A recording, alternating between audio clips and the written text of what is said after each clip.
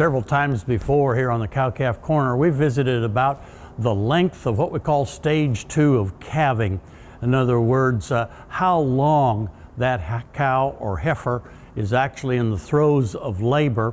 And we've talked about it in terms of the impact that it has on that baby calf, that we can have that situation of a prolonged stage 2 or a prolonged delivery of the calf causing a respiratory acidosis or a kind of a compromising of the calf's health. What we haven't talked about recently is what that prolonged stage 2 of labor has, the effect it has on the cow.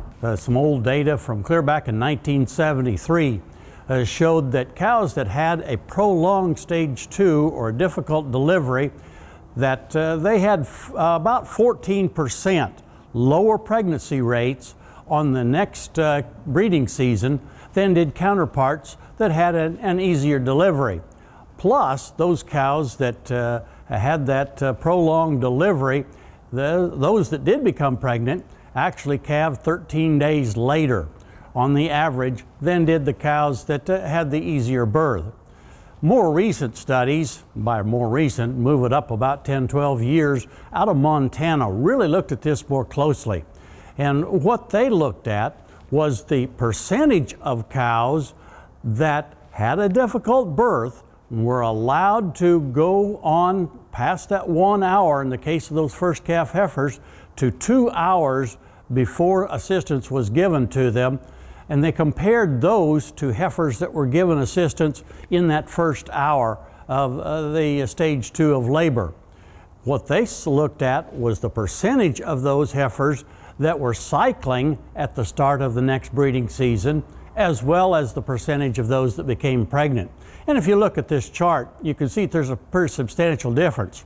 Those that got the late assistance after 2 hours of labor, there was a drop-off, about 70% drop-off, from 87% down to 70% of those heifers cycling at the start of the breeding season. When they did the preg check the following fall, they found the difference was 20%. 88% of the heifers that got the early assistance were pregnant, compared to only 68% of those that had the prolonged delivery. I think we want to keep this in mind as we're going through this fall calving season, or next spring if you're a spring calver, that providing assistance at the proper time is important not only for the calf's health, but for the cow's reproductive capabilities the following year.